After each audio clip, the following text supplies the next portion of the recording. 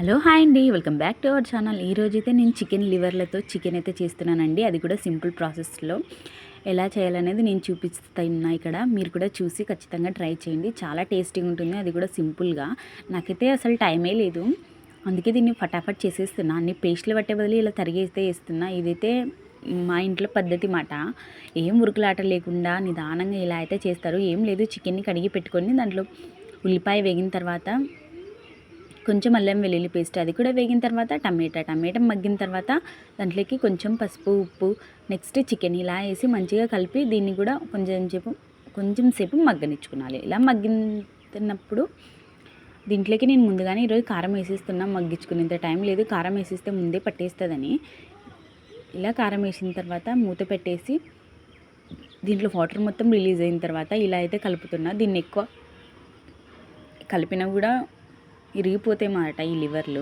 అవును, మీలో ఎంతమందికి చికెన్ లివర్లు అంటే ఇష్టం కామెంట్ చేసి చెప్పండి. నాకైతే ముందు అలవాటే ఉండేది కాదు, కానీ ఇప్పుడు నేర్చుకున్నమాట. మా బావకి కాలు ఇరిగా ఆపరేషన్ అయినప్పుడు ఎక్కువ చికెన్ లివరే తెప్పించుకుని తోడు, దాంతోపాటు నేను కూడా అలవాటు చేసుకున్నా. సరే, ఇలా మగ్గిన తర్వాత కొన్ని వాటర్ వేసి ఉడకబెట్టుకుంటే సరిపోతుంది మన చికెన్. ఇలా చికెన్ ఉడుకుతున్నప్పుడు పల్లా అని దీంట్లోకి కొంచెం చికెన్ మసాలా, కొంచెం గరం మసాలా, మీ దగ్గర ఉంటే కొంచెం ధనియాల పొడి ఇలా వేసేసుకోండి. నా కాడైతే ఇంట్లో దంచి పెట్టుకున్న కొంచెం మసాలా అయితే ఉంది, ఆ మసాలా కూడా వేసుకుంటున్నా. ఇలా వేసుకునేదాన్ని ఇలా మంచిగా కలుపుతున్నా. ఇలా కలుపుకొని దీన్ని మంచిగా ఉడికించుకున్నాలండి. మీకు వాటర్ ఎన్ని కావాలో అన్ని పెట్టేసుకోండి. నాకైతే ఇన్ని సరిపోతాయి కాబట్టి ఇన్ని అయితే పోసుకొని పెట్టుకున్నమాట.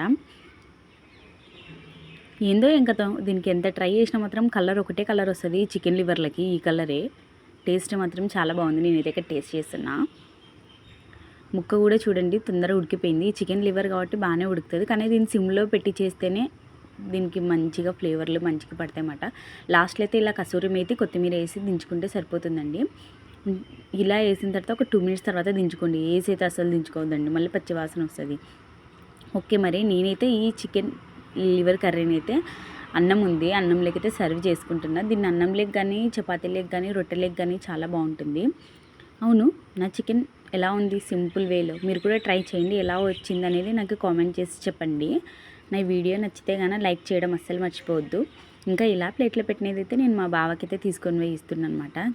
Chicken liver curry with rice. బాగుందా నాకు చూడడానికి? కామెంట్ చేయండి, అస్సలు మర్చిపోకండి. ఓకే మరి, bye friends. See you for next video. Bye.